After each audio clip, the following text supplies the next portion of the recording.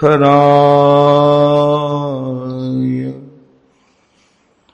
जगदाधाराय धाराधर छायाधारक कंधराय Girija संगैक श्रृंगारिणे नद्य शेखरिणे दृशातिलकिने नारायणे नास्त्रिणे नागैः कंकणिने again गृहिणे नाथाय सेयन्नतिः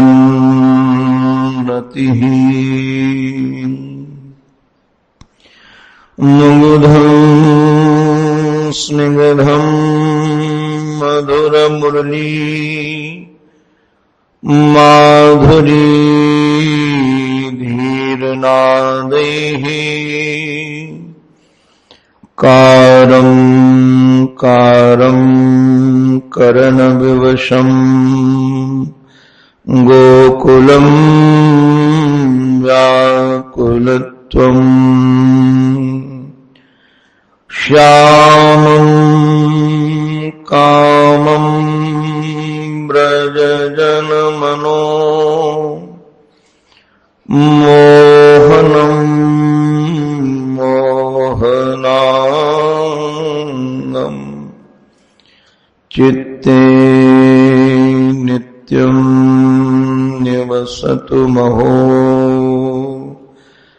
वल्लभी वल्लभं नः। ॐ नमः श्री परमहंसास्वादित चरण कमल चिन्मकरन्दाय भक्त जनमानस निवासाय श्री रामचंद्राय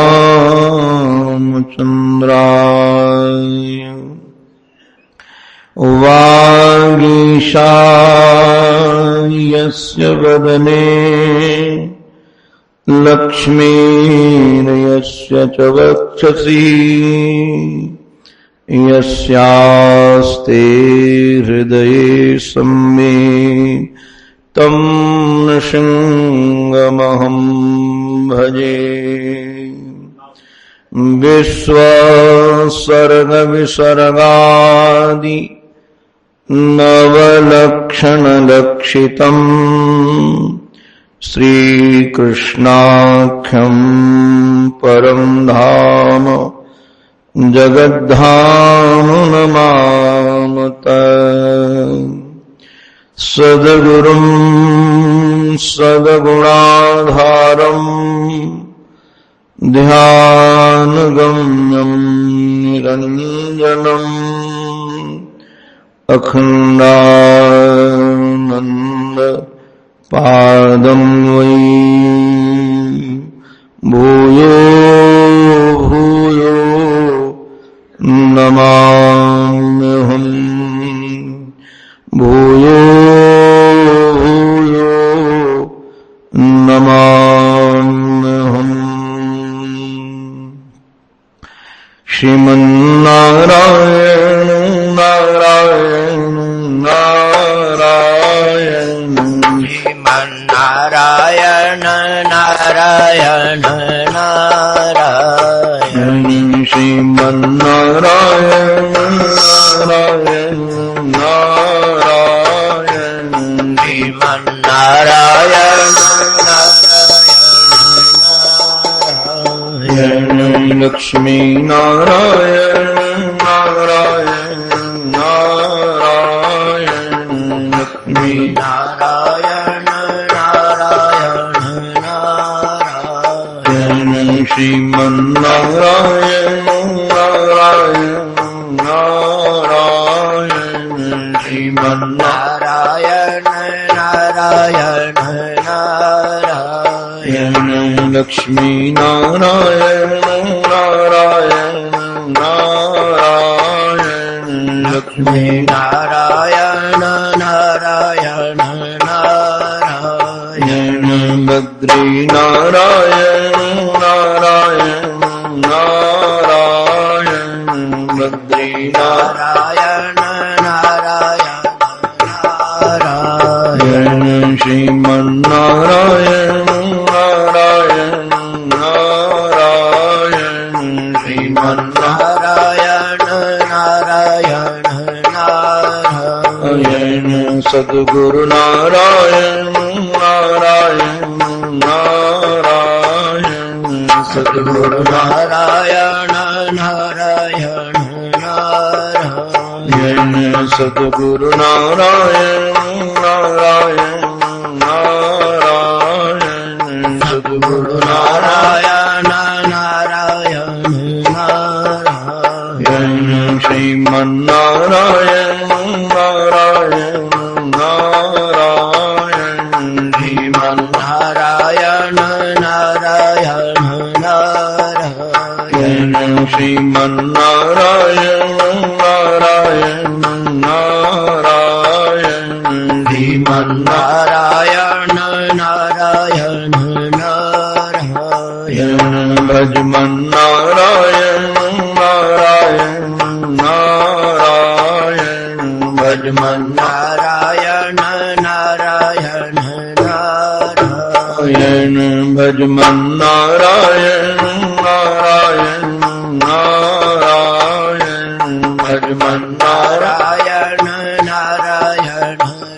नारायण श्रीमन्नारायण नारायण नारायण श्रीमन्नारायण नारायण नारायण श्रीमन्नारायण नारायण नारायण श्रीमन्नारायण नारायण नारायण श्रीमन्नारायण नारायण नारायण श्रीमन्नारायण नारायण नारायण बोलो भक्तवत्सल भगवान की सद्गुरुदेव भगवान की श्री गंगा मैया की जय श्रीधाम वृंदावन की जय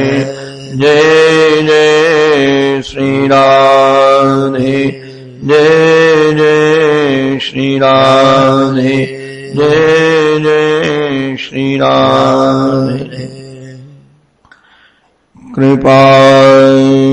कृपारूपिणी राधिके श्यामा प्राणाधार कृपा करो श्री राधिके मेरी ओर निहार भानु दुलारी राधिके सुन लो मेरी पुकार दीन पात की श्रवण को कौन पालनहार दीन पात की श्रवण को कौन पालनहार जीवन धन श्री प्रिया प्रीतम के युगल पावन पवित्र चरणारविंदों में बारंबार वंदन बारंबार प्रणिपात। परमाराध्य श्री सद्गुरुदेव भगवान के युगल पावन पवित्र चरणारविंदों में बारंबार वंदन। परमादरणीय पूज्य संत वृंद, पूज्य विद्वत वृंद, भूदेव वृंद, हमारे जीवन धन मुरली मनोहर से अनुराग रखने वाले भक्त वृंद एवं मातृशक्ति, आप सबके रूप में अपने आराध्य की ही अनेकानेक आकृतियां निहारता हुआ आप सबके भी पावन चरणों में मैं बारंबार वंदन करता हूं। आओ हम सब मिलकर के श्री सुखदेव गुरुदेव के साथ उस एकांत शांत वातावरण में चलें जहां हमारे जीवन धन श्री उद्धव जी का हाथ पकड़ करके बैठे। गृहीत्वा पाणिना पाणी प्रपन्नारति हरो हरि। ये प्रपन्न की आरती का हरण करने के लिए, शरणागत की आरती का हरण करने के लिए आज हमारे श्री हरि ने श्री उद्धव जी महाराज का हाथ पकड़ा और हाथ पकड़ करके कहते हैं, गच्छोद्धव ब्रजम सौम्य पित्रोर नौ प्रीति मावह। हे सौम्य, हे रसवर्षी, हे उदार हृदय वाले, हे उत्सव मूर्ति, जहां तुम जाते हो वहां उत्साह भर जाता है। जहां तुम जाते हो वहां आनंद की लहरें आने लगती हैं। कारण क्या है कि तुम्हारा स्वभाव बहुत सरल है। नारायण, हम लोग इस बात से निश्चित रूप से परिचित हैं कि हम लोगों के प्रेम का पात्र हम चतुर चालाक व्यक्ति को नहीं बनाना चाहते। चतुर चालाक व्यक्ति से तो हम काम बना लेते हैं, किंतु हम अपना हृदय उसको नहीं देना चाहते। हृदय व्यक्ति उसी को देना चाहता है जो ऋजु होता है, सरल होता है, अंदर बाहर एक जैसा होता है। और व्यक्ति ऐसे व्यक्ति के सामने ही खुल पाता है। सब लोग सबके सामने नहीं खुल पाते हैं। सब लोग अपनी पीड़ा, अपना दुख दर्द सबके सामने नहीं कह पाते हैं। हमने तो कई लोगों को देखा है कि अंतःकरण में पीड़ा होती है, अंतःकरण में दुख होता है, तो मुस्कुरा करके ऐसे ऐसे बात करते हैं कि आप अनुमान भी नहीं लगा सकते कि इनके हृदय में दुख है, ये व्यथित हैं। कारण क्या? वो जानते हैं कि इन संसारियों के सामने दुखित होने से कुछ मिलने वाला नहीं है। अब कीर्ति के अलावा और अशांति के अलावा हमने अपने हृदय के यदि दरवाजे खोल दिए तो निश्चित रूप से हमारे हृदयगत भावों का यह दुरुपयोग करेगा। हमारी सहजता को, हमारी सरलता को, हमारी ऋजुता को, हमारे प्रेम को यह कठोर व्यक्ति समझ नहीं पाएगा, उपहास का ही पात्र बनाएगा। अगर कहीं चर्चा भी करेगा तो हमारी कमजोरी की चर्चा करेगा, तो व्यक्ति उसके सामने अपने हृदय को खोलता नहीं है। भगवान ने ये सौम्य संबोधन करके मानो बताया कि तुम ऐसे पात्र हो जिसके सामने हम अपने दिल की बात कह सकते हैं, अपने हृदय की बात कह सकते हैं। इसलिए हे सौम्य,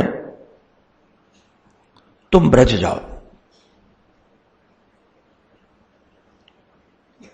आज मैं एक संत को पढ़ रहा था, बहुत आनंद लिया उसका मैंने। श्याम सुंदर ने श्री उद्धव को वृंदावन क्यों भेजा, ब्रज क्यों भेजा?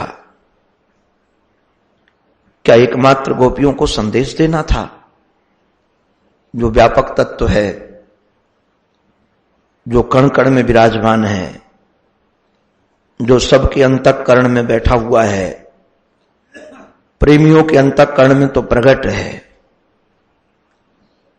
और प्रेमियों के अंतःकरण में यदि प्रकट है तो उनके अंतःकरण में अपने भाव पहुंचाने के लिए, अपना संदेश पहुंचाने के लिए किसी दूसरे व्यक्ति की जरूरत है? दूसरे व्यक्ति की आवश्यकता ही नहीं है। हमने तो कई बार देखा है कि यदि सच्चे ढंग से संकल्प करें तो हम किसी के चित्त में भी अपने संकल्प को पहुंचा सकते हैं।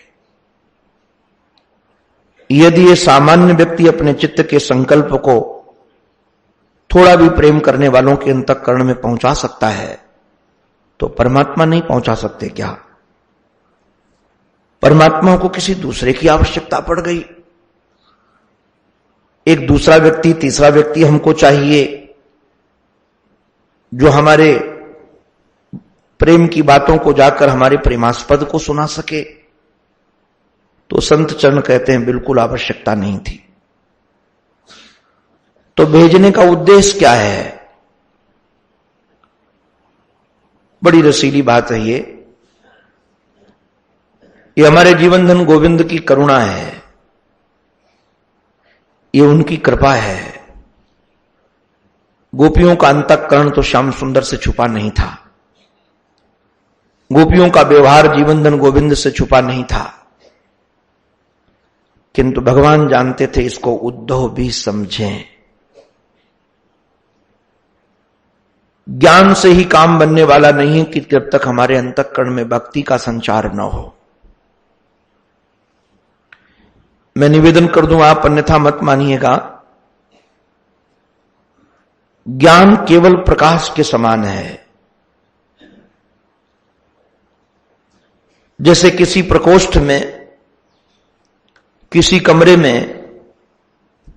1 महीने से दीप न जला हो, 1 वर्ष से दीप न जला हो, कोई भी अवधि ले लीजिए, और वहां यदि आपने दीप जला दिया, वहां आपने लाइट जला दी, तो लाइट जलते ही उस कमरे का अंधकार तो चला जाएगा, किंतु कमरे में झाड़ू लगेगी? बिना लगाए झाड़ू नहीं लगेगी। बिना प्रयोग किए हुए वहां सफाई नहीं होगी, वहां सजाया नहीं जा सकेगा। ज्ञान तो जैसे वैसे ही ज्ञान का स्वभाव है, जो जैसा है उसको दिखा देना। प्रकाश का स्वभाव यही है कि जो जहां है, जैसे रखा हुआ उसको प्रकाशित कर देना।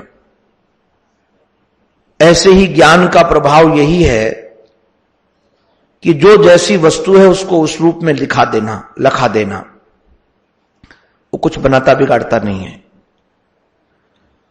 किंतु प्रेम वह सामर्थ्य है जो हमारे प्रकोष्ठ का श्रृंगार कर देता है, हमारे हृदय को सजा देता है, हमारे अंतःकरण को रागद्वेष से ऊपर उठा देता है।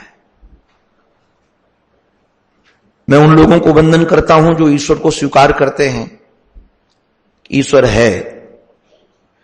उन लोगों को भी वंदन करता हूं जो प्रातः काल सायंकाल घर में मंदिर बने हैं, काम करने के लिए जाते हैं तो चलो गर्दन झुका दिया, वहां पत्नी पाठ कर रही है, बच्चे को चिंतन कर रहे हैं तो अपने भी गर्दन झुका दिए। ईश्वर को मान लेना, उसके दरबार पर गर्दन झुका देना ठीक है, आस्तिकता का एक व्यवहार है, किंतु इससे दिल परिवर्तित होने वाला नहीं है। दिल परिवर्तित तब होगा कि जब हमारा उससे प्यार हो जाएगा। प्रेम का अभिप्राय आप जानते हैं। मुझे तो कई बार लगता है कि आप लोग, संसारी लोग जितना अच्छे ढंग से प्रेम को जानते हो शायद कोई दूसरा जाने। ये संसार एक प्रेम की पाठशाला है,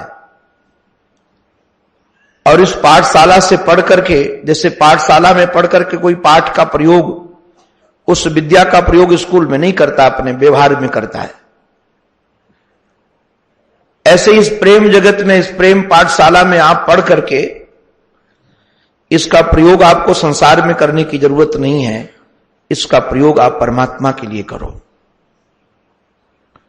यहां कई लोग बैठे होंगे जिनके नाती हैं, पोते हैं, बच्चे हैं।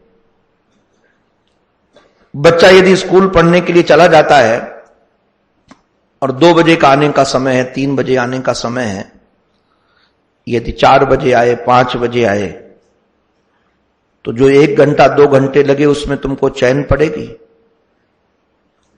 बार बार दिमाग में आएगा पता नहीं कोई दुर्घटना तो नहीं घट गई।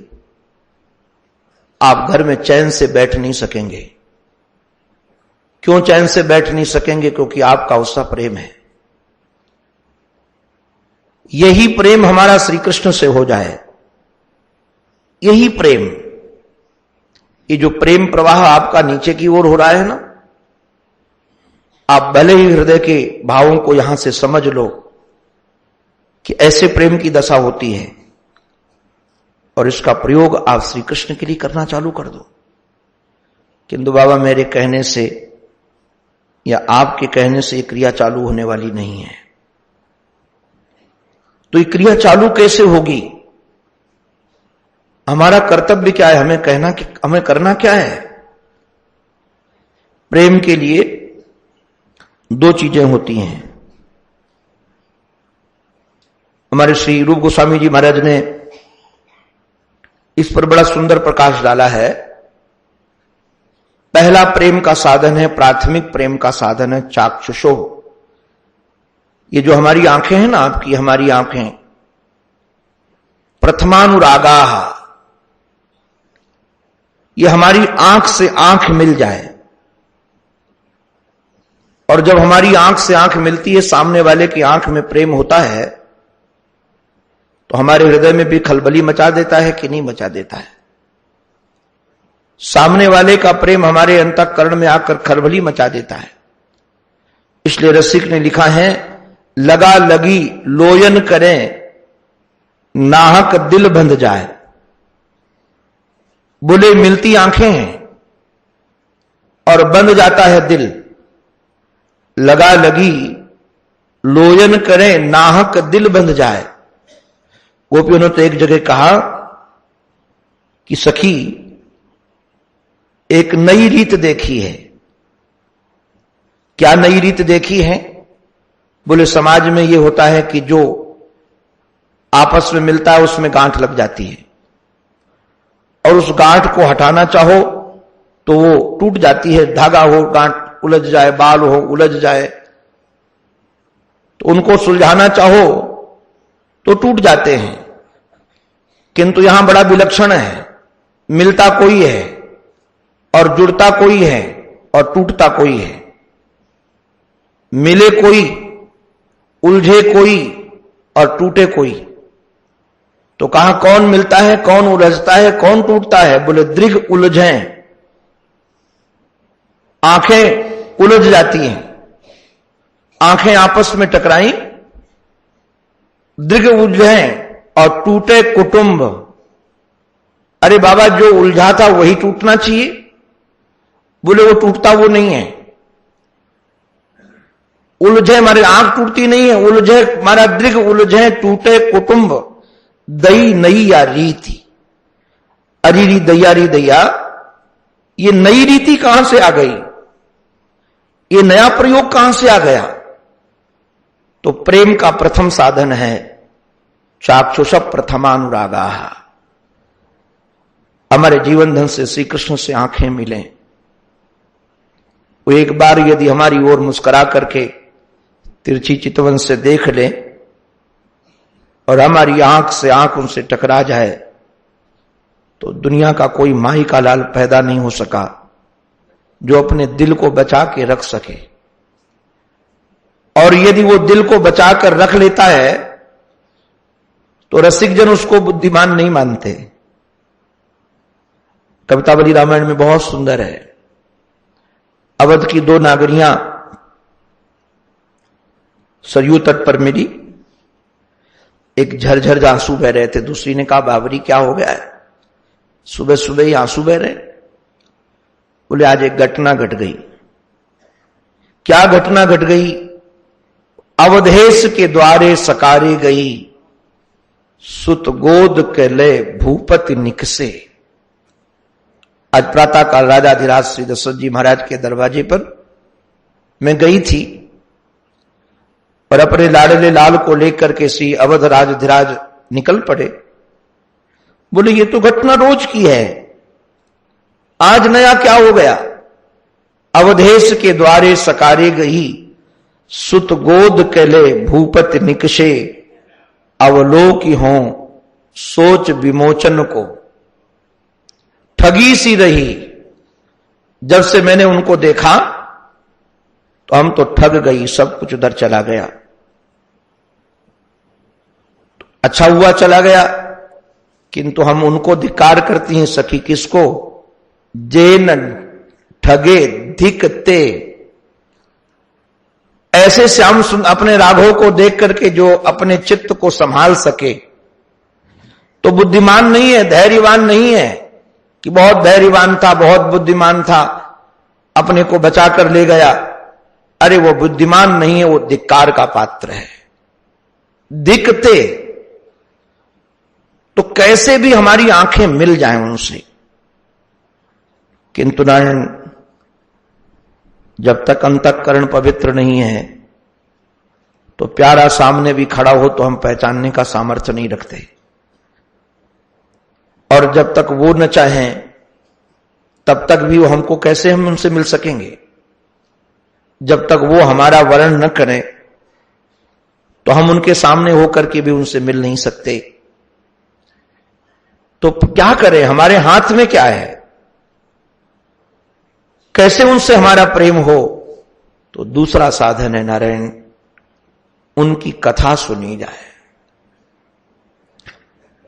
अगर भगवान से प्रेम करना है तो भगवान की कथा सुनो, प्रेमियों की कथा सुनो। हमारे महर्षि तो बड़े विनोद में कई बार कहते, शायद इस बार हम पहुंच नहीं पाएंगे। ब्रह्मर गीत का श्लोक है, यदनुचरित लीला कर्ण पीयूष विप्रुट। यदनुचरित लीला कर्ण पीयूष विप्रुट, एक फुइहा। ये भगवत चरित्र की कथा की जब फुइया हमारे कानों में पड़ती है ना, तो हमारा द्वंद्व धर्मा विनष्टा, ये द्वेच द्वेच द्वंद्व, ये दो का जो जोड़ा है ना, पति पत्नी, भाई भाई, माता पिता, बाप बेटा, ये दो का जो जोड़ा है, ये जोड़े टूट जाते हैं। द्वंद्व धर्मा विनष्टा, ये द्वंद्व धर्म ही टूट जाता है। और भिक्षुचर्याम चरंती, महर्षि तो कई बार हमारे, उनकी कथा तो बहुत दिव्य दिव्य सब संत सुनते थे। एक महात्मा ने हमको बताया कि एक बार हरिद्वार में हम लोग कथा बैठ के सुन रहे थे, सब महाराज जी ने बीच ही में कहा, ओ महात्माओं, सच सच बताना, तुम घर द्वार छोड़ करके आए हो तो भगवान के दर्शन करके आए हो कि भगवान की कथा सुन के आए हो? ये जितने घर द्वार छोड़ करके आते हैं, ये कोई भगवान के दर्शन करके नहीं आते, सब कथा सुन के ही आते हैं। आज आप लोग यहां बैठे हो तो संतों की कथा सुन के ही तो आए हो, भक्तों की कथा सुन के ही तो आए हो। ये कथा हमारे जीवन की व्यथा तो मिटाती ही मिटाती है, किंतु भगवान के चरणों में रति जगाती है।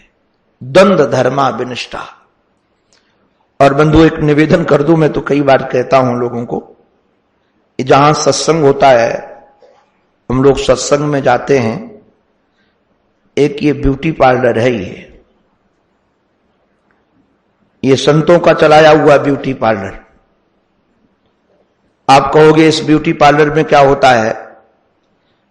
जैसे सांसारिक ब्यूटी पार्लर में लोग जाते हैं, माताएं जाती हैं तो अपने शरीर को सजा धजा करके आती हैं, तो संसारी रीझ जाते हैं, विषयी रीझ जाते हैं, यही उद्देश्य है। किंतु सत्संग रूपी ब्यूटी पार्लर में तन नहीं सजाया जाता है, मन सजाया जाता है। और जब ये मन सज जाता है तो हमारा मनमोहन रीझ जाता है। और जब हमारा मनमोहन रीझ जाता है तो नारायण, जिस पर वो रीझता है उसकी रीझने की रीति बड़ी विलक्षण है। जिस पर वो रीझता है तो वस्तु नहीं देता, वो अपने को ही दे देता है। ऐसा दाता कहां मिलेगा, ऐसा प्रेमास्पद कहां मिलेगा जो रीझे तो अपने को ही दे दे। जिस पर वह रीझता है, रीझ कर वह अपने को ही दे देता है। और भाई एक बात और भी हम निवेदन कर दें, ये सत्संग, ये अध्यात्म किसी दूसरे को सुधारने के लिए है ही नहीं। इससे आशा भी मत कीजिएगा कि दूसरे सुधरेंगे। ये सत्संग वह साधन है जो अपने अंतःकरण का सुधार करता है, ये दूसरे के अंतःकरण के सुधार के लिए है ही नहीं। अपना अंतःकरण रसीला बनता है।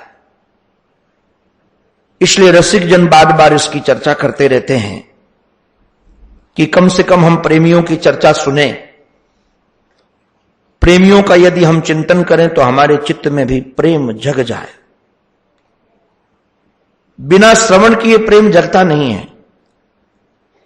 अच्छा एक बात आप बताइए, आप जरा चिंतन कीजिए, आपके पास हीरा है और बहुत दिनों से आपके पास हीरा है, किंतु आपने उसकी महिमा नहीं जानी, महिमा सुना ही नहीं। और किसी जौहरी ने जब बता दिया कि अरे आपके पास जो हीरा है करोड़ों का है, तो आपकी हीरे के प्रति महिमा गरिमा बढ़ गई कि नहीं बढ़ गई?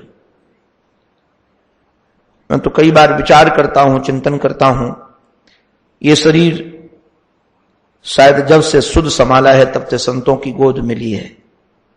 ईश्वर की कृपा है। संसार की बुद्धि बाद में मिली, पहले संतों के चरण धूली मिली। किंतु आपको सच कहते हैं, हम संतों को पहचानते ही नहीं थे। संत होते क्या है? रहते थे संतों के पास। क्यों रहते थे ये मेरे को भी पता नहीं है। कोई उद्देश्य भी नहीं था उनसे कुछ लेने का, न अध्यात्म लेने का उद्देश्य था, न संसार लेने का उद्देश्य था। रहता था बस। मैं आज विचार करता हूं क्यों रहता हूं, तो मैं रहता था, इसका उत्तर भी मेरे को पास नहीं है। किंतु संतों के प्रति बहुत आदर भी नहीं था, बहुत महत्व बुद्धि भी नहीं थी, कोई बहुत ज्यादा निष्ठा भी नहीं थी उनके प्रति। ऋषिकेश में हमको लगता है लगभग 87 या 88 में परमार्थ निकेतन में रामायण का पाठ कराया। गुरु पूर्णिमा की रात्रि थी, एक दिन पूर्व की। तो गुरु बिन भवनिधि तरह न कोई, जो बिरंच शंकर सम होई।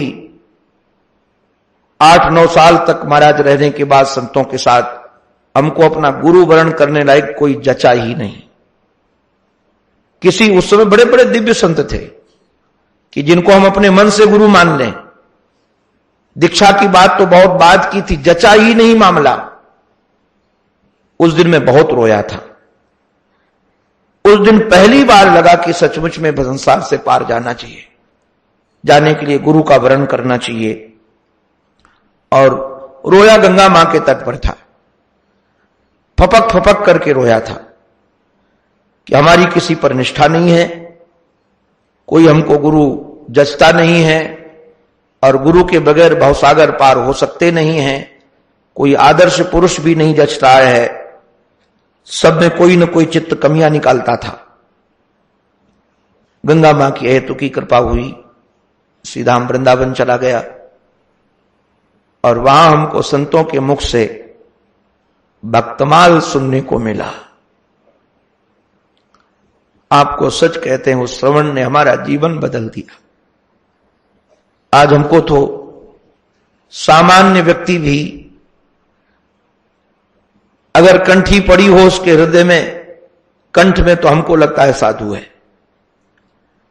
वस्त्र पहने होता है तो मुझको लगता है साधु है, और ऐसा लगता है कि इसको सर्वस्व दे दिया जाए, क्योंकि संतों की कृपा के बगैर भगवान मिलेंगे नहीं। अब कहीं किसी भी एंगल से हमको उनमें दोष दिखते ही नहीं है। मुझको लगता है कि सचमुच में यदि भक्तों की कथा न सुनी होती, संतों की कथा न सुनी होती, तो संतों के प्रति आदर होता ही नहीं। अब संतों की कथा सुनने से संतों प्रति आदर हो जाता है, भक्तों की कथा सुनने से भक्तों के प्रति आदर होता है। ऐसे ही नारायण ध्यान देने की बात यह है कि यदि भगवान की कथा सुनेंगे, और भगवान की कथा बिना भक्तों की तो हो सकती नहीं है। हां, ब्रह्म की कथा भले हो सकती होगी, निरुगुण निराकार की चर्चा भले ही हो सकती होगी, किंतु भगवान की कथा बिना भक्तों के होने वाली नहीं है। तो आइए हम सब वह दर्शन करें और श्री कृष्ण के ही मुखारविंद से श्रवण करें कि श्री कृष्ण अपने प्रेमियों को क्या मानते हैं। श्री कृष्ण को प्रेमी क्या मानते हैं ये अलग बात है, वो जो जो मानता है उसको वो फल मिलता है, किंतु श्री कृष्ण अपने प्रेमियों को क्या मानते हैं वह एक बात यहां पर प्रकाशित हुई है। आज श्री उद्धव जी महाराज का हाथ पकड़ करके कहा कि उद्धव ता मन मनस्का मत प्राणा। आज ये कितना रसीला अर्थ मिला, हम तो बलिहार हो गए उस अर्थ पर। ठाकुर जी कहते हैं कि उद्धव जानते हो कि कई बार कार्य करने के लिए व्यक्ति को अपने घर से दूर जाना पड़ता है। अब आवश्यक है, जिम्मेदारी है कि काम करना है, तो जहां वो गया है ये मत समझ लेना कि उसका मन वहां है। कहा कि हम भले ही धर्म स्थापना के लिए हमारा अवतार हुआ, एक कारण ये भी है, इसलिए हम मथुरा आए हैं, और मथुरा आकर के हम यहां रह रहे हैं, तो ये मत समझ लेना कि हमारा मन यहां है। आराम, हमारा मन तो वृंदावन में है, हमारा मन गोपियों के पास में। ता मन मनस का, हमारी मन वाली गोपियां हैं। और कई बार आपने देखा होगा, सुना होगा, लोग कहते हैं कि व्यवहार में हम यहां जिंदा तो हैं किंतु एक लाश बन करके जी रहे हैं। शरीर है किंतु हमारे प्राण नहीं है। मैं हूं तो सही मथुरा में, किंतु हमारे प्राण यहां नहीं है। तो प्राण कहां है? बोले प्राण हमारे वृंदावन में। ता मन मनस का मत प्राणा। तो ऐसा कैसे हो गया? तुमने अपने प्राण वहां कैसे दे दिए? तुम्हारा मन वहां कैसे चला गया? बोले मैं उनका ऋणी हो गया, और ऋणी होकर के मैंने सर्वस्व उनको दे दिया, क्योंकि उनको ऋण चुकाने के बदले में जो उनके उपकार हमारे ऊपर थे, उन उपकारों के बदले में मैं और कुछ नहीं दे सका, तो अपना ही सर्व कुछ दे दिया। और ये बात ब्रह्मा जी ने भी ब्रह्मस्तुति में दर्शाई है, और ये बात स्वामी स्वयं हमारे जीवन धन ने, ठाकुर जी ने बात कही है। दोनों जगह ब्रह्मा जी महाराज बोले कि हमारी तो खोपड़ी चकरा रही है। क्या चकरा रही है खोपड़ी आपकी? बोले अब यह हो गया कि हम लोगों के बीच से आप सदा सर्वदा के लिए चले गए। कैसे चले गए हम तुम्हारे बीच से? बोले मैं पूछता हूं इन ब्रजवासियों को आप क्या दोगे? जो ये ब्रजवासी आपको प्रेम कर रहे हैं, यशोदा मैया प्रेम कर रही, नंद बाबा प्रेम कर रहे हैं, किम देव राते तीना, इनको दोगे क्या? भगवान ने कहा कि अपना प्रेम दूंगा, इनको मोक्ष दे दूंगा। बोले श्रीमान जी, आपने तो मोक्ष तो पूतना को भी दे दिया, और जो पूतना को दिया वही मां को दिया, ये कोई न्याय होगा? अगर देने वाली बात आई तो जो पूतना को मिल रहा है वही मां को मिल रहा, ये कौन सी नीति है भाई? अच्छा बोले एक काम करेंगे, इनके पूरे वंश को मिल जाएंगे, इनकी 7 पीढ़ियां तार देंगे, 21 पीढ़ियां तार देंगे। बोले पूरे वंश के? तो पूतना को भी आप पूरे वंश वालों को ही मिल गए। ये बकी के ही तो भाई थे, बकासुर, अघासुर, ये सब भाइयों को भी तो आप मिल गए। क्या दोगे आप इनको? बोले अब समझ गए कि आपके पास उन ब्रजवासियों के प्रेम के बदले में कुछ अपने सिवा देने लायक है नहीं, और यदि आप इनको दे दोगे तो हम लोगों के बीच से तो सदा सर्वदा के लिए गए, अब हमको कहां मिलोगे?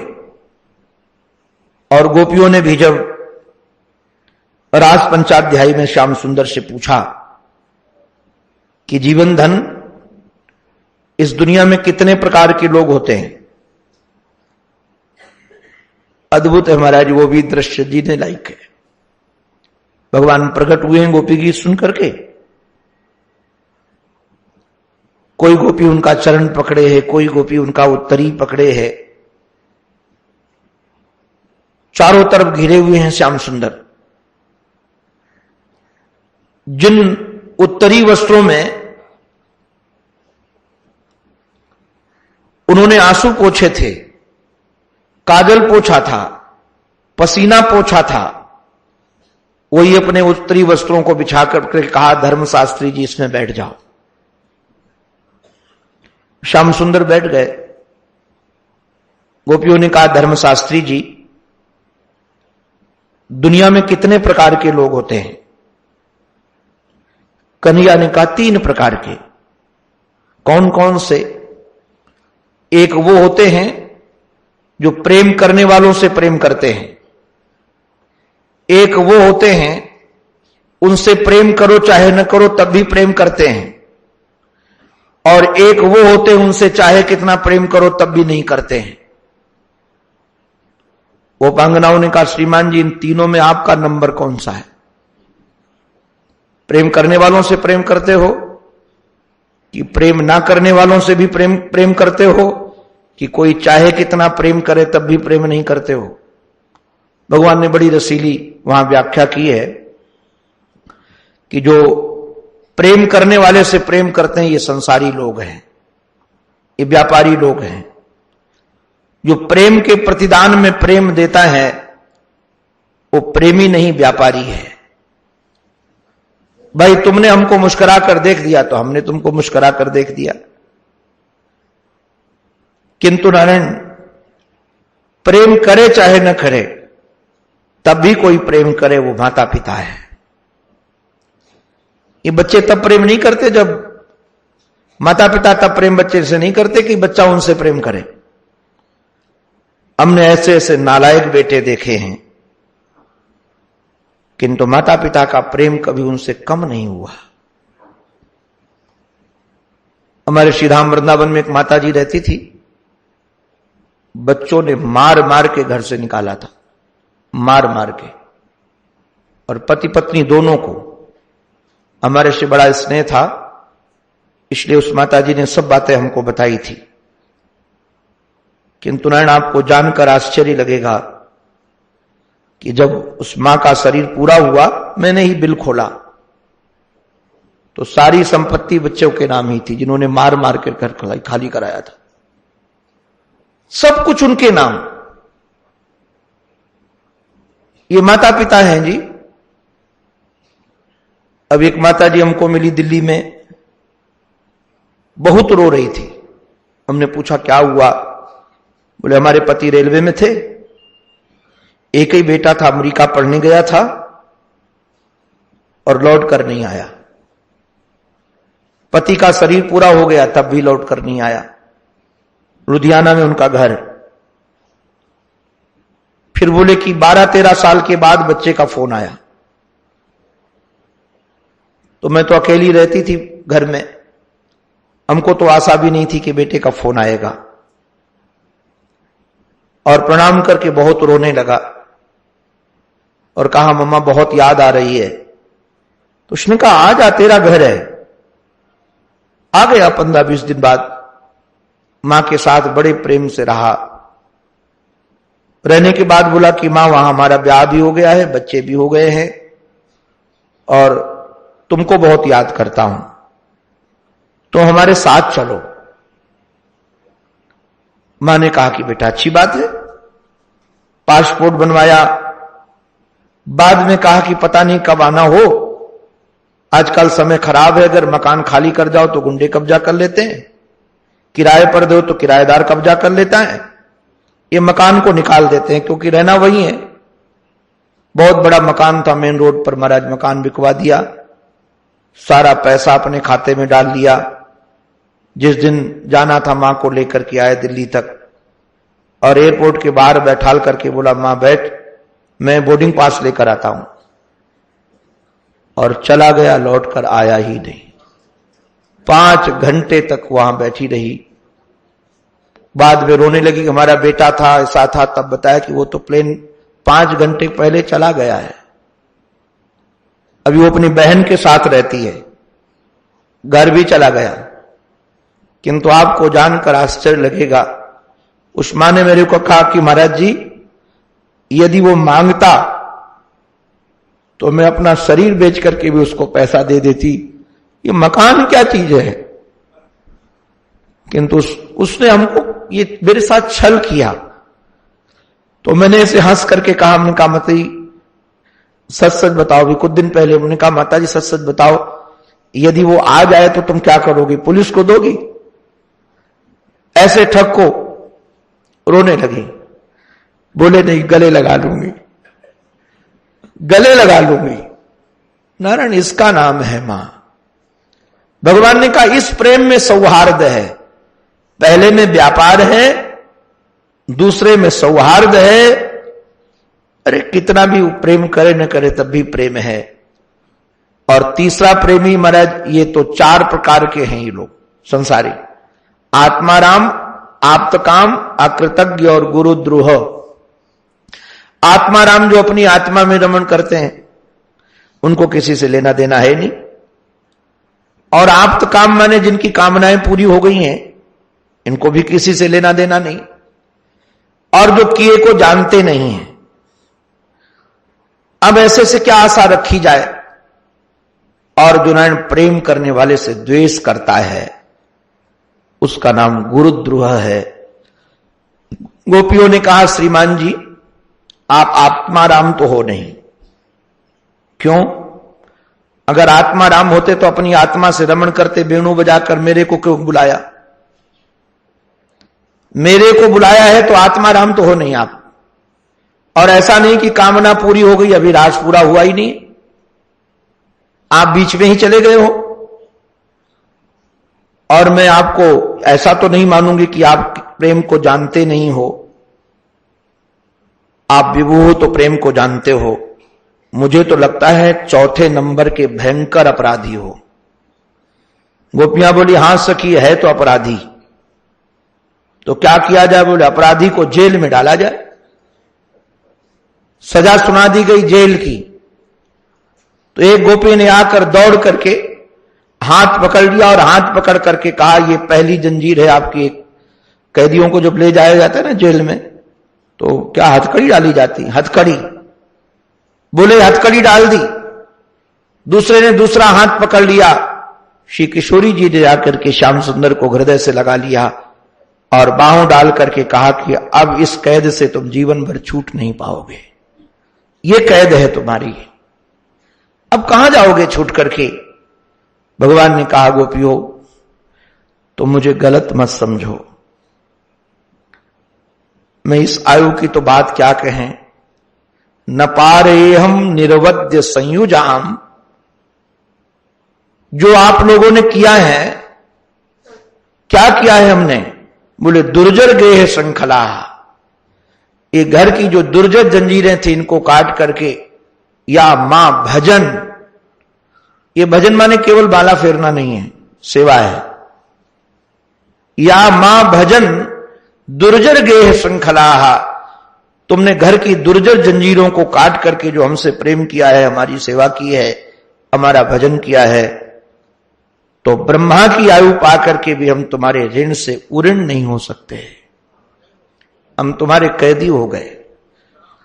ऐसा लगता है कि आज श्री उद्धव जी के सामने या स्मरण कर रहे हैं तो निश्चित रूप से यही स्मरण कर रहे हैं कि हम तन तो क्या, अच्छा कई बार क्या होता है हम तन दे देते हैं किंतु मन नहीं देते। हमारा तन होता है किंतु हमारा मन नहीं होता है। जैसे आप सब जानते हैं जो आपके घर में सेवक काम करते हैं, उनका तन तो आपके घर में होता है किंतु मन परिवार में होता है कि नहीं होता है। वो आपकी सेवा के लिए सेवा नहीं कर रहे हैं, वो आप अपने परिवार की सेवा के लिए सेवा कर रहे हैं। उनको पता है कि यहां से हमको धन मिलेगा और धन मिलेगा उससे हम परिवार का भरण पोषण कर पाएंगे, इसलिए आपके घर में है वो। तो कई बार होता है कि तन हम दे देते हैं किंतु मन नहीं देते हैं। हम कई लोगों को तन दे देते हैं कि भाई तेरे को तन चाहिए ले ले तन, किंतु मन हम नहीं दे पाते हैं। और याद रखिए जहां तन जाता है जरूरी नहीं कि वहां मन जाएगा, किंतु यह निश्चित है जहां मन जाएगा वहां तन जरूर जाएगा।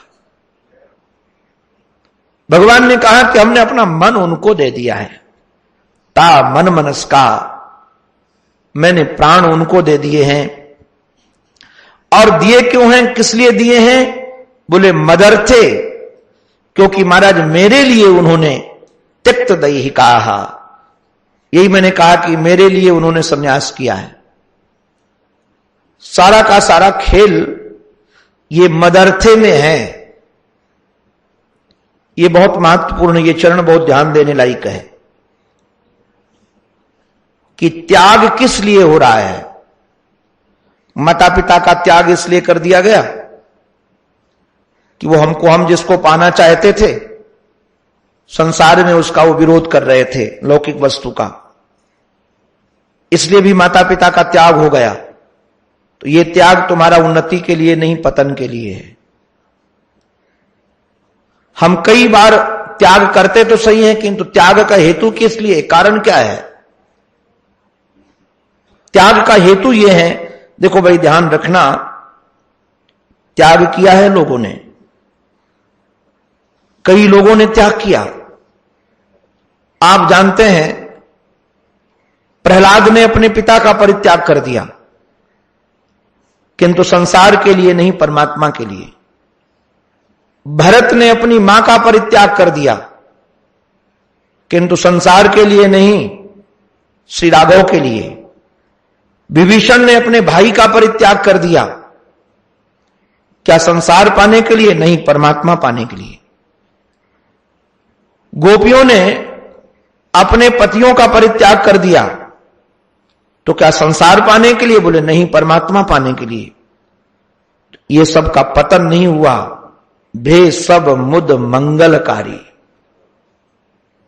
ये सब के जीवन में मंगल आया, क्योंकि उद्देश्य जो त्याग का था वो संसार नहीं था, परमात्मा था।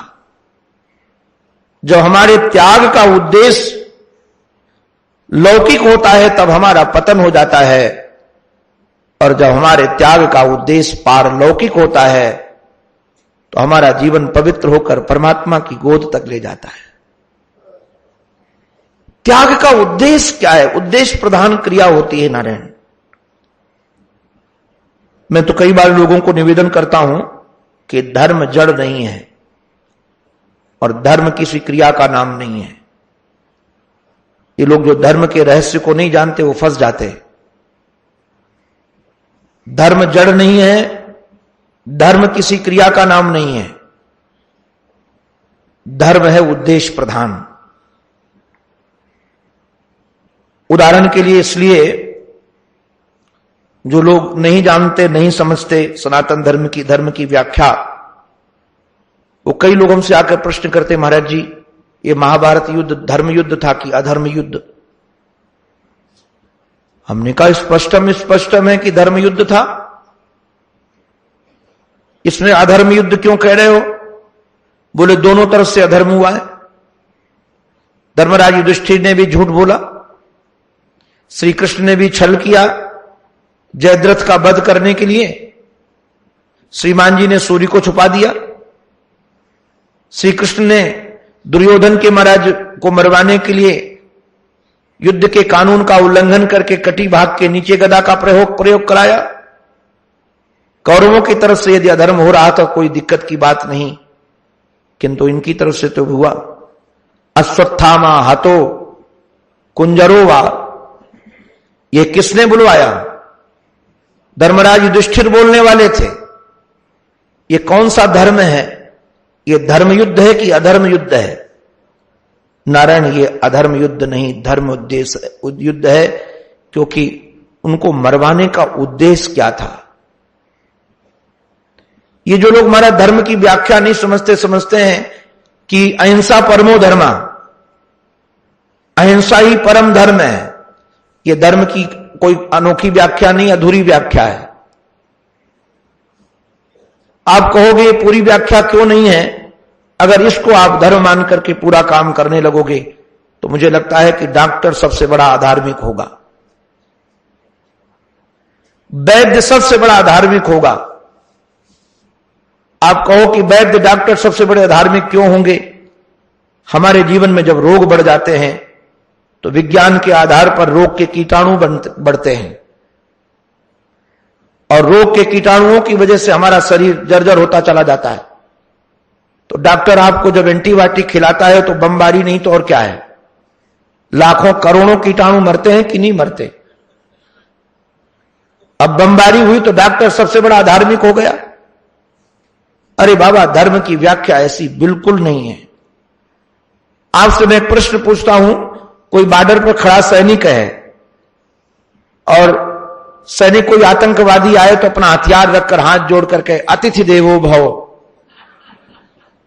हमारे यहां तो यह नियम है कि जो आता है वो हमारा अतिथि होता है। अतिथि और आने की उसकी तिथि नहीं होती। आपकी भी कौन तिथि थी?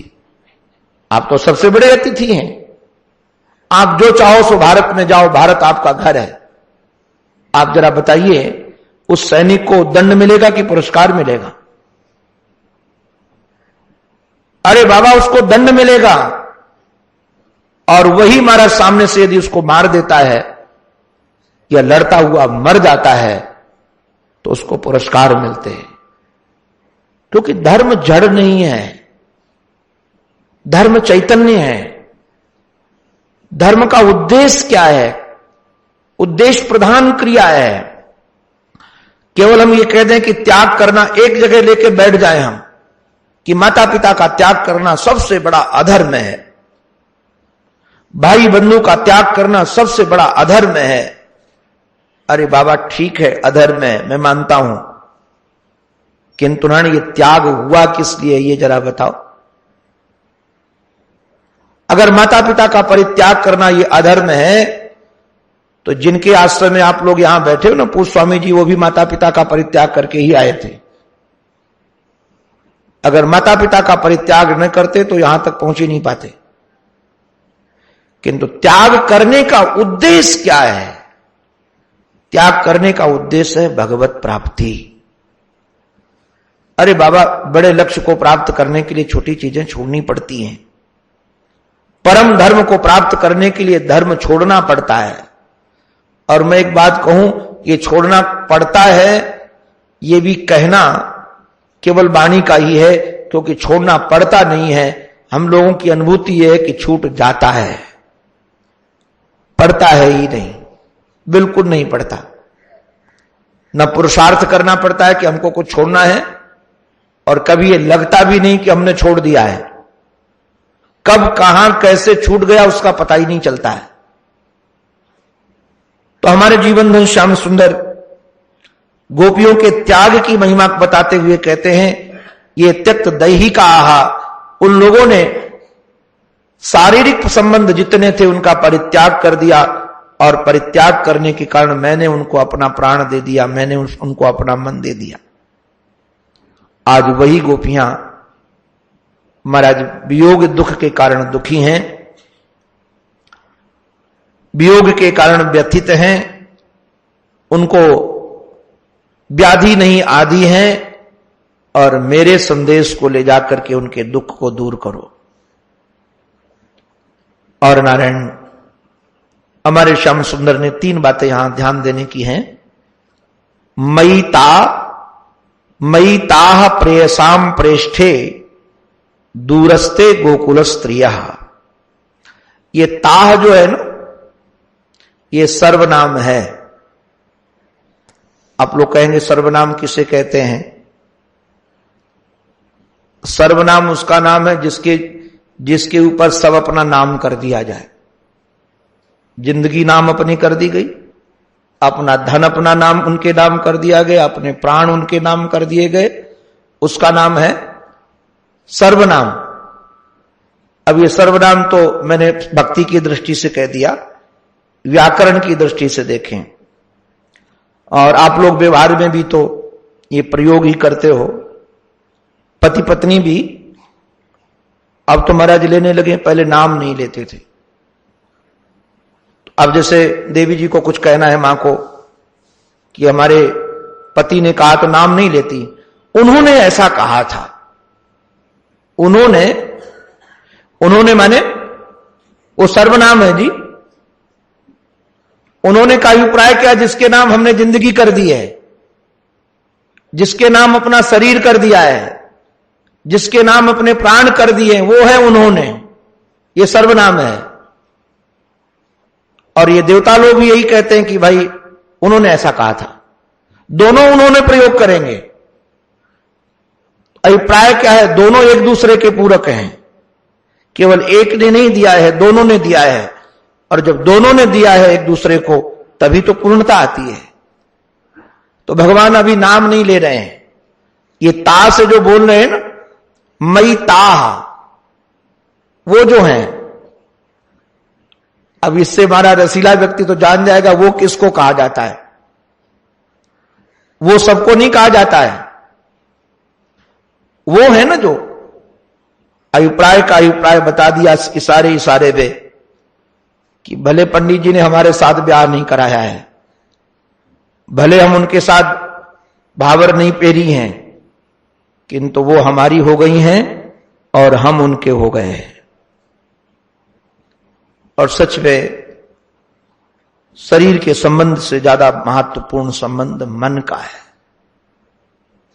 हम मन से उनके हो गए हैं, हम प्राण से उनके हो गए हैं। वो प्रेयसाम प्रेष्ठे, ये बड़ा रसीला प्रयोग है, ये भक्ति का। वैसे प्रेयसाम प्रेष्ठे, वेदांत की दृष्टि से यदि हम विचार करें तो सबसे ज्यादा हम किसको प्रेम करते हैं? सबसे ज्यादा हम प्रेम करते हैं अपने को, अपनी आत्मा को। इस आत्मा के कारण ही सबसे प्रेम है। हमने तो श्रीधाम वृंदावन में एक दर्शन किया तो आश्चर्यचकित रह गया। हमने देखा है, मोह की पराकाष्ठा यदि देखना हो तो बंदरिया में देखना। वो अपने बच्चे से कितना मोह करती है कि बच्चे का यदि शरीर भी पूरा हो जाए तो लाश को छोड़ती नहीं है। हमने वृंदावन में कई बार देखा, गंध आ रही है शरीर से और खाल सड़ गई है, तब भी छाती से लगाए है और रोती रहती है। हम तो जहां रहते थे छत में बंदर बहुत बैठते भी, तो हमने कई बार देखा है कि वो रो रही है और गंध के कारण सब उसका साथ छोड़कर चले गए हैं बंदरिया का, किंतु तब भी उसकी लाश का वो परित्याग नहीं कर रही है बच्चे की। बाद में फिर जब हड्डियां बिखर जाती हैं तब फिर छूट जाता है शरीर। इससे ज्यादा मोह की पराकाष्ठा आपको कहीं दूसरी जगह देखने को नहीं मिलेगी। इतना बच्चे से प्यार। हमको लगता है कि 92 में शायद भर में बाढ़ आई होगी वृंदावन में, तो मैं बाढ़ के दर्शन करने गया था। तो बिहारी जी के पास एक मंदिर है जमुना किनारे, उसी के ऊपर वहां खड़े होकर के देख रहा था नजारा जमुना जी का। इतना विशाल पाट। तो एक वृक्ष नीम का था, और उस नीम के वृक्ष में एक बंदरिया बच्चे को लेकर फंस गई थी। अब वो जैसे जैसे पानी बढ़ रहा था वैसे वैसे वो ऊपर बढ़ रही थी। बाढ़ का जो नजारा था बड़ा विलक्षण था। उसने तुम्हारा आंखें खोल दी। नजारा क्या था कि जल का प्रवाह तो बढ़ ही रहा था और जहां तक बचने के चांस थे वहां तक गई, किंतु जब बचा अब नहीं बचेंगे तो अपने बच्चे को अपने पैर में दबाया और उस पर खड़ी हो गई और वे दोनों गए। अभिप्राय क्या इसका हुआ कि जिससे हम इतना राग करते हैं, यदि दोनों में से एक को बचाने का चांस हो तो हम उसको बचाएंगे कि अपने को बचाएंगे?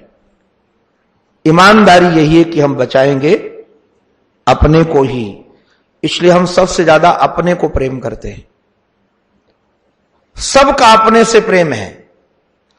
तो ये जो सबको अपने मैं से प्रेम है, ये मैं जो अलग अलग मुखरित हो रहा है, मैं, इस सब मैं का जो एक पूंजीभूत है, ध्यान रखिएगा, ये मैं का जो एक पूंजीभूत है उसी मैं का नाम है श्री कृष्ण।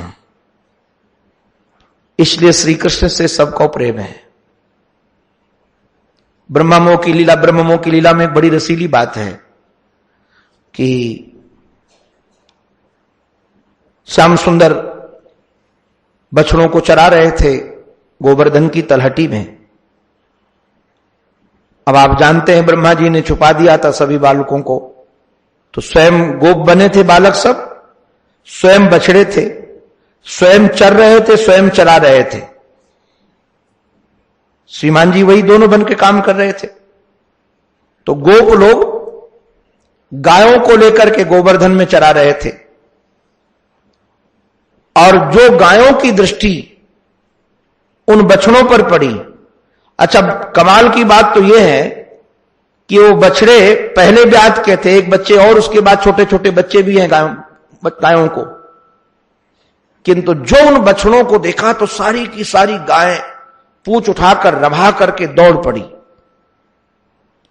और जब दौड़ पड़ी तो गोप लोग बहुत प्रयास करने लगे बचाने को कि बचाएं, जा न पाए, बहुत घेरा, किंतु तब रुकी नहीं हो।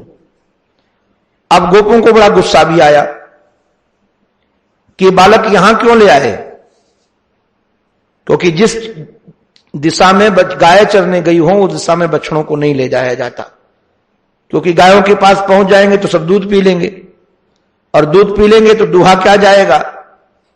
तो सबको बड़ा क्रोध आया कि ये यहां क्यों ले आए।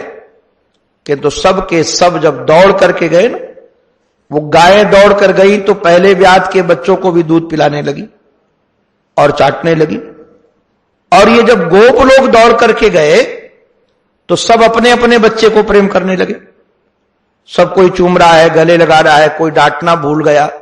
दाऊ दादा की आंखें खुली की खुली रह गई। ये मामला क्या है? श्री कृष्ण की सत्ता में श्री कृष्ण को छोड़कर कोई दूसरे से प्रेम करे, यह संभव नहीं है। यहां श्री कृष्ण है, ये गायें अपने बच्चों के साथ लग गई और ये गोप लोग अपने बच्चों के साथ लग गए। इतना प्रेम। दाऊ दादा ने ध्यान धर के देखा मामला क्या है। जो ध्यान धर के देखा तो श्रीमान जी बछड़े भी वही थे और गोप बालक भी वही थे। तब लाला के पास जाकर कहा, लाला ये क्या झमेला है, ये मैं देख क्या रहा हूं, यहां मामला क्या है? बोले बाद में बताऊंगा, बाद में। तो मैं निवेदन इतना ही कर रहा था कि कृष्ण सत्ता के सामने कोई दूसरे से प्रेम कर सकता नहीं है, क्योंकि सबके समष्टि मन का नाम, सबके अलग अलग जो मन है ना, व्यष्टि मन, उस व्यष्टि मन का जो सामूहिक भूत है समष्टि मन, उस समष्टि मन को, समष्टि प्राण को ही, समष्टि जीवन को ही श्री कृष्ण नाम है। इसलिए श्री कृष्ण से सब लोग प्रेम करते हैं। वेदांत की दृष्टि से भी वो संभव ही है, दूसरा कोई हेतु बन भी नहीं सकता है। तो कहते हैं कि जितने संसार में प्रिय है ना, उन प्रियों का भी जो प्रिय है, प्रेयसाम प्रेष्ठ, हमारे जितने प्रेमी हैं उन प्रेमियों का भी जो प्रेमी है वो हैं श्री कृष्ण और वो मैं हूं, और वो गोपियां हमसे दूर हैं। और दूर होकर के करती क्या है, कैसे बोले, जब उनको हमारा स्मरण आता है ना, तो स्मरण आते ही वो मूर्छित हो जाती हैं। क्यों भाई मूर्छित क्यों हो जाती हैं? हमारे कई आचार्य चरणों ने माना है कि भगवान की दो अंतरंग सेविकाएं, एक मूर्छा और दूसरी लीला सखी। मूर्छा सखी और लीला सखी, ये दोनों श्याम सुंदर की सेविकाएं वृंदावन में रहती थी। और ये करती क्या थी, जब ये देखती कि गोपियों के चित्त में विरह की बाढ़ आने वाली है, और यदि विरह की बाढ़ आई तो ये छाती को फाड़ देगी, हृदय फट जाएगा, और हृदय फट गया तो ये शरीर चले जाएंगे इनके। तो मूर्छा सखी प्रकट हो जाती थी कि मूर्छित हो जाए तो उस बाढ़ से इनको रोका जा सके। और यदि थोड़ा प्रवाह में बहने लगती थी कृष्ण चिंतन में, तो लीला सखी आकर के प्रकट हो जाती थी। इसलिए गोपांगनाओं ने गोपी गीत में कहा है, श्याम सुंदर तव कथामृतम तप्त जीवनम कविभिरीडितम कलमशापहम श्रवण मंगलम श्रीमदाततम भुवि गृह्णन्ति ते भूरिदा जना। ये तुम्हारी कथा अमृत है, अगर ये अमृत न होती तो हम मर जाती, क्योंकि ये लीला रूपी सखी है, कथा भी लीला सखी है और ये जानती है। अच्छा, लीला सखी के दो काम हैं, जो प्रेमी नहीं है उनको प्रेमी बनाना, जो प्रेमी नहीं है उनको प्रेमी बनाना, और जो प्रेमी है विरह में मरना चाहते हैं उनके प्राणों को बचाना, और जो सजग हैं सावधान हैं उनको श्री कृष्ण का रसदान करना। ये लीला सखी का काम है। और ये लीला सखी है तो हमारे श्याम सुंदर की ही सखी और सेविका है उनकी। तो ये जो मूर्छित हो जाना है, ये मूर्छित हो जाना इसीलिए है कि उनके प्राण बच जाएं। विरहोत्कंठ विह्वलाहा, महाराज विह्वल होती हैं। वैसे तो महाराज एक शब्द का अर्थ में आज श्री आचार्य चरण को, श्री वल्लभाधीश को पढ़ रहा था। श्री वल्लभ ने ये प्रायः शब्द का अर्थ जो 6वें श्लोक में है, धारयन्ति अतिकृक्षेण प्राय प्राणान कथंचन, तो प्रायः शब्द का प्रयोग सुबोधनी में आचार्य चरण ने बड़ा रसीला कर दिया। बोले प्रायः का अभिप्राय, बोले कई गोपियां जो विरह में मूर्छित हो जाती थी, तो कई गोपियां तो प्रायः मर गईं, नहीं जी पाई, प्रायः मर गईं। और जो बची हैं वो बहुत पुरुषार्थ से, कृक्षेण माने बहुत कठिनाई से, प्राणों को बार बार रोकती। धारयन्ति अतिकृक्षेण प्राय प्राणान कथंचन, प्रायः प्राणान, प्रायः तो सखियों के प्राण निकल गए, और जो जीवित बची वो आज भी बड़े मुश्किल से धारण कर रही है अपने प्राणों को। कथंचन, किसी प्रकार से। श्री उद्धव जी ने कहा कि ये कथंचन किसी प्रकार से, कोई न कोई तो धारण करने का साधन होगा। तब हमारे कन्हैया ने कहा एक साधन है। क्या साधन है? बोले प्रत्यागमन संदेश है, मैं आऊंगा। ये आशा ही जंजीर है, मैं आऊंगा बल्लभ्यों में मदात्मिका। अब तो महाराज ठाकुर जी ने खुल्लम खुल्ला उन्होंने स्वीकार किया कि हमारी वो बल्लभियां हैं, हमारी बल्लभी हैं, वो हमारी सर्वस्व हैं, और मैं उनका बल्लभ हूं। और मानो जो प्रायः मर गई थी, तो क्या वो पुनः जीवित नहीं हुए? बोले मदात्मिका। अब उनके शरीर में उनकी आत्मा नहीं है, मेरी आत्मा है। अब उनके शरीर में उनकी आत्मा नहीं है, अब उनके शरीर में मेरी आत्मा है, मदात्मिका। कई संतों ने ऐसा चिंतन किया है कि उद्धव जी की वार्ता रात भर चली। भगवान गोपियों की चर्चा करते हुए थकते नहीं हैं, बार बार मोहित हो जाते हैं, बार बार आनंद से भर जाते हैं, अश्रुप्रपात होने लगता है, कई बार तो कंठ अवरुद्ध हो जाता है, कुछ कहना चाहते हैं, कुछ कह नहीं पाते, फिर संभालते हैं। हमारे श्री रत्नाकर जी ने लिखा है, विरह व्यथा की कथा अकथ अथाह महा। विरह व्यथा की कथा अकथ अथाह महा, कहत बने न जो प्रवीण सु कवियन सु। बोले विरह व्यथा की जो पीड़ा है अकथ है, अथाह है, बड़े कवि लोग इस कथा को नहीं कह पाते। कहें रत्नाकर बुझावत लगे जो कान, उदौ को कहन हेतु ब्रज जुवतिन सो। हमारे श्री रत्नाकर कहते हैं कि उदौ से सब ब्रज युवतिन के जब प्रेम को कहने लगे, श्याम सुंदर उनके प्रेम की चर्चा करने लगे उद्धव से, तो गहवरी आयो गरो बहरी अचानक त्यों गला भर गया। और जब गला भर गया तो स्वाभाविक है कि आवाज रुक गई, और जब आवाज रुक गई तो श्याम सुंदर के नेत्र बहने लगे।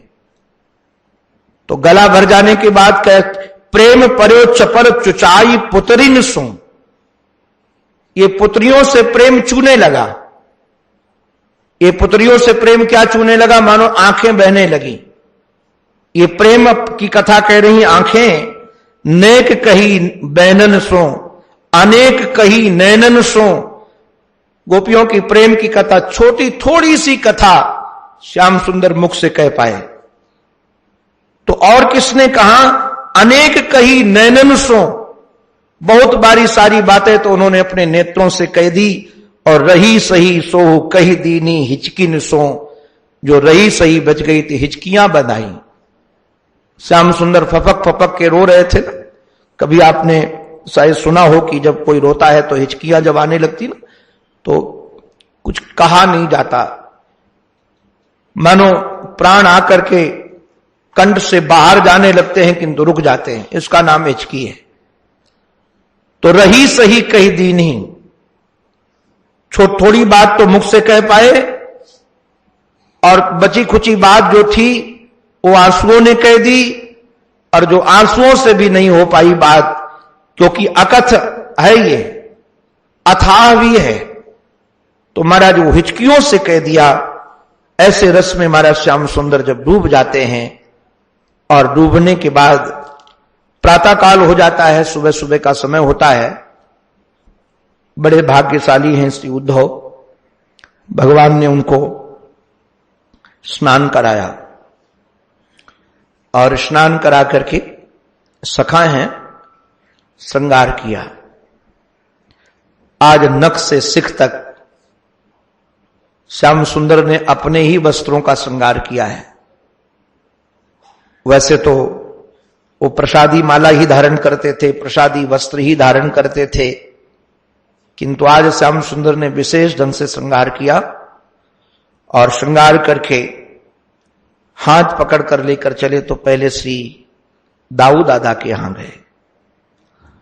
उनको लगा कि ब्रज से दाऊ दादा का भी संबंध है, शायद दाऊ दादा भी कोई बात अपनी भेजना चाहें, कहना चाहें, तो यही संदेश वाहक जाकर के कह देगा।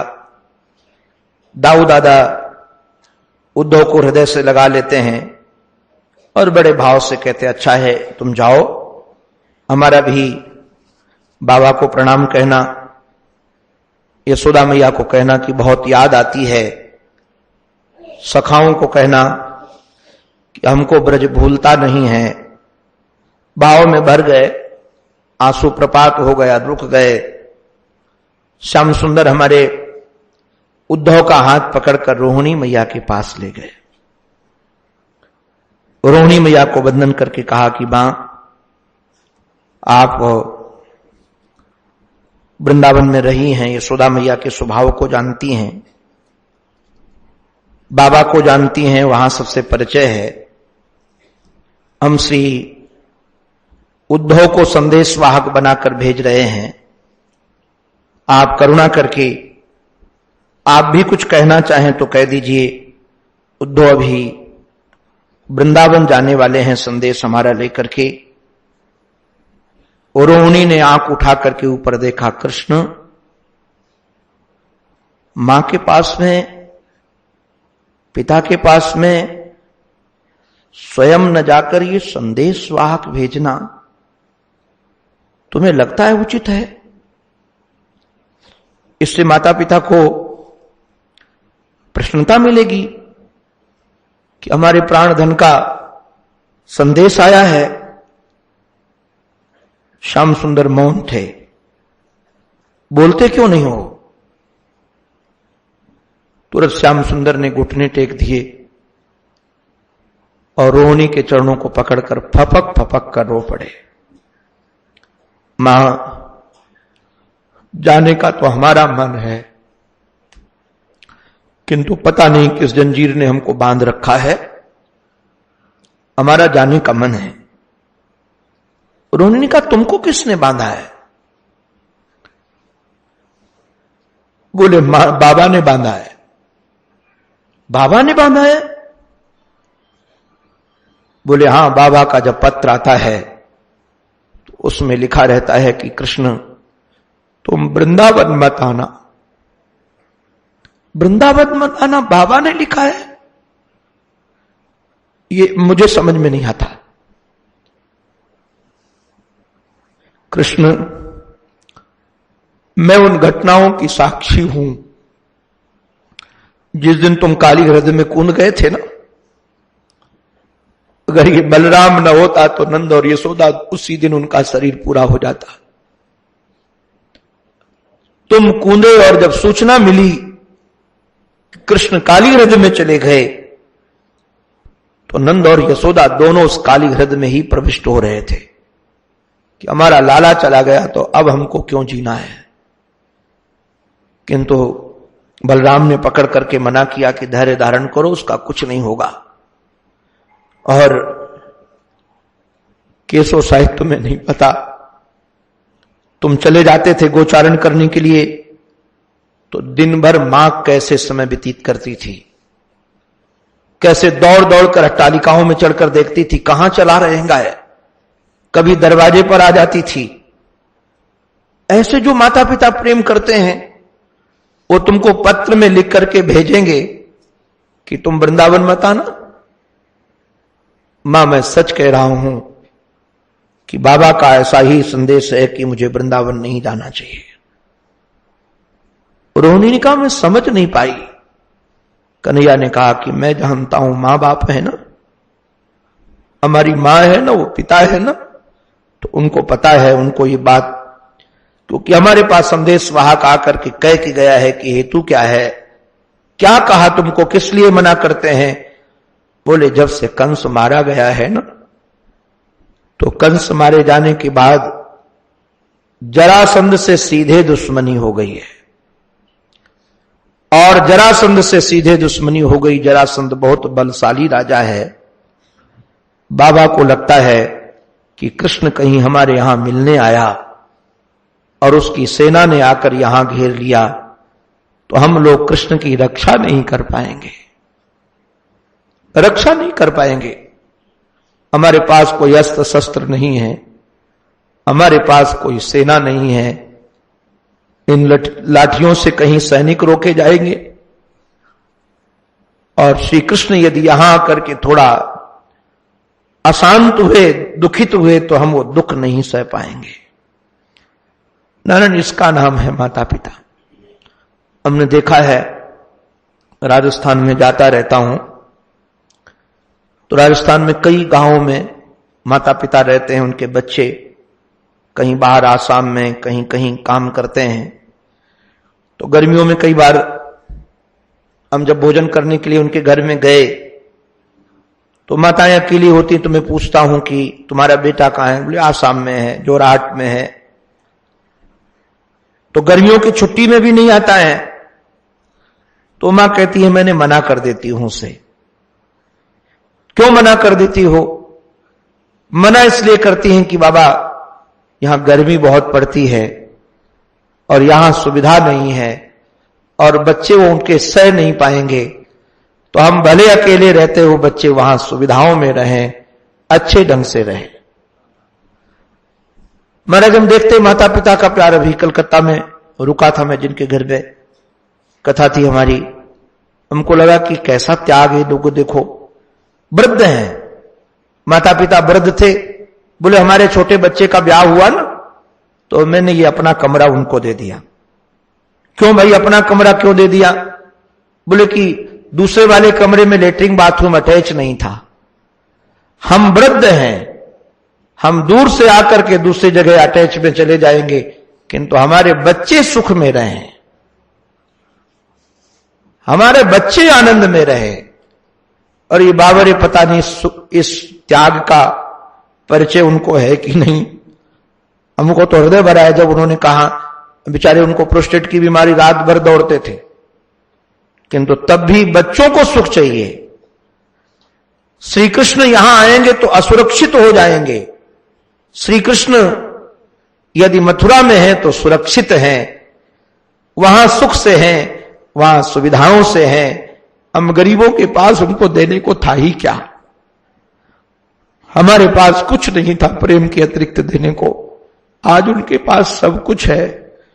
तो एक बार यदि वो भाव में जी रहे हैं तो मैं उनको अभाव में क्यों बुलाऊं? वो सुखी हैं तो हम सुखी हैं। इस उद्देश्य के कारण बाबा लिखते थे कि तुम मत आना। और भी कई नारायण हेतु हैं। श्याम सुंदर ने रोहिणी मां के सामने अपनी भी समस्या रखी है कि मेरे सामने भी एक समस्या है, जो मैं वृंदावन नहीं जा सकता। वो समस्या क्या, उसकी चर्चा नारायण कल करेंगे। बहुत रसीले विषय हैं ये, और सच में ऐसा लगता है कि निश्चित रूप से हृदय को कोमल बना करके कोमल से कोमल श्री कृष्ण को हमारे हृदय सिंहासन में बैठाने वाली लीला है ये। हमारे हृदय के वो स्वामी बने, हमारे जीवन की वो श्वासें बने, हमारे जीवन के धन बने। यही उनके चरणों में बारंबार हमारी प्रार्थनाएं हैं। बोलो भक्तवत्सल भगवान की जय, सद्गुरुदेव भगवान की जय, श्री वृंदावन बिहारी लाल की जय। जय जय श्री राधे, जय जय श्री राधे, जय जय श्री राधे। हरे राम राम राम हरे हरे।